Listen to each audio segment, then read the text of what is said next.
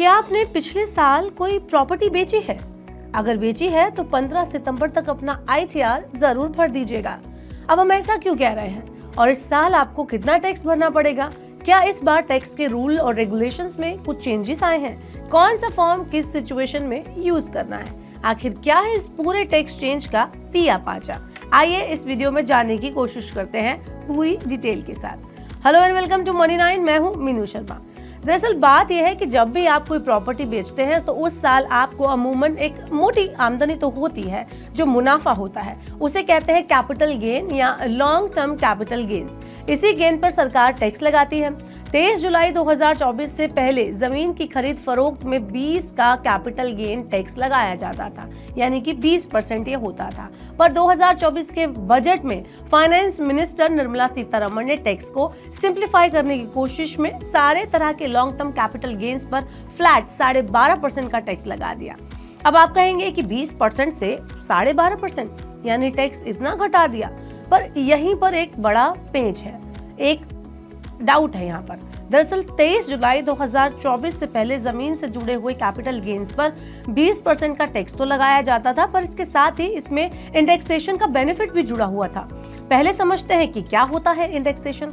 तो आसान भाषा में इसे समझें तो इंडेक्सेशन एक तरह का मैकेनिज्म होता है जिसे किसी प्रॉपर्टी का करंट दाम सर्कल रेट के हिसाब से तय किया जाता है और उस हिसाब से ये देखा जाता है कि इस प्रॉपर्टी के बेचने पर आपको फायदा हुआ है या नुकसान, और उस हिसाब से प्राइस एडजस्ट हो जाता है, जिससे टैक्स काफी कम हो जाता है। एग्जाम्पल के तौर पर आपको बता देती हूँ, जैसे मान लीजिए आपने अगर 10 लाख का घर खरीदा और 20 साल बाद उस घर का इंडेक्सेशन के हिसाब से प्राइस 50 लाख हो गया और इसके बाद आपने उस घर को 45 लाख रुपए में बेच दिया, तो सरकार के हिसाब से इस पर आपको 5 लाख रुपए का लॉस हो जाएगा और इस पर आपकी टैक्स लायबिलिटी 0 मानी जाएगी और आपको कोई भी टैक्स नहीं देना होगा। आप समझ आई आपको बात?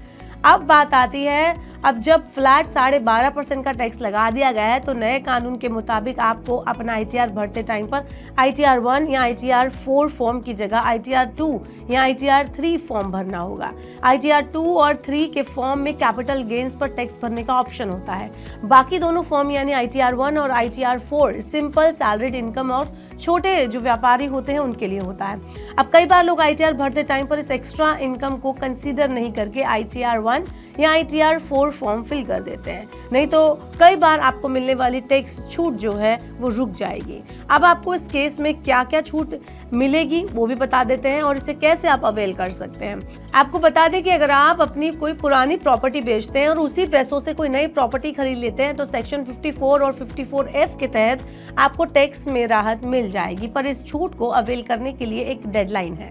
आपको नई प्रॉपर्टी जो है वो 2 साल के अंदर अंदर खरीदनी होगी, जब आपने पुरानी प्रॉपर्टी बेची थी उसके, या फिर अगर आप उन पैसों से नई प्रॉपर्टी बनवा रहे हैं तो उसके लिए आपके पास 3 साल का टाइम मिलेगा। और कहीं अगर आप तय समय तक ये जो है नई प्रॉपर्टी नहीं खरीद पाते हैं तो आपको वो पैसा एक खास अकाउंट जिसे कैपिटल गेन्स अकाउंट स्कीम कहते हैं उसमें डालना पड़ेगा। लेकिन अगर आपने पैसा CGAS में डाल दिया है पर 3 साल तक कोई नई प्रॉपर्टी नहीं खरीदी है तो ये पैसा अपने आप टैक्सेबल एसेट हो जाएगा। इसके साथ ही इस टैक्स की छूट की लिमिट 10 करोड़ पर तय है। तो अब सबसे जरूरी बात जिसे आपको ध्यान रखना है वो ये है कि जो लोग फाइनेंशियल ईयर 24 to 25 में प्रॉपर्टी बेच चुके हैं उनके लिए ITR भरने की आखिरी जो डेडलाइन है वो है 15 सितंबर 2025। तो आपने इन सब बातों का ध्यान रखते हुए जल्द से जल्द इस तारीख तक सही ITR जरूर भर देना है। आपको हमारी स्टोरी कैसी लगी? Commenters below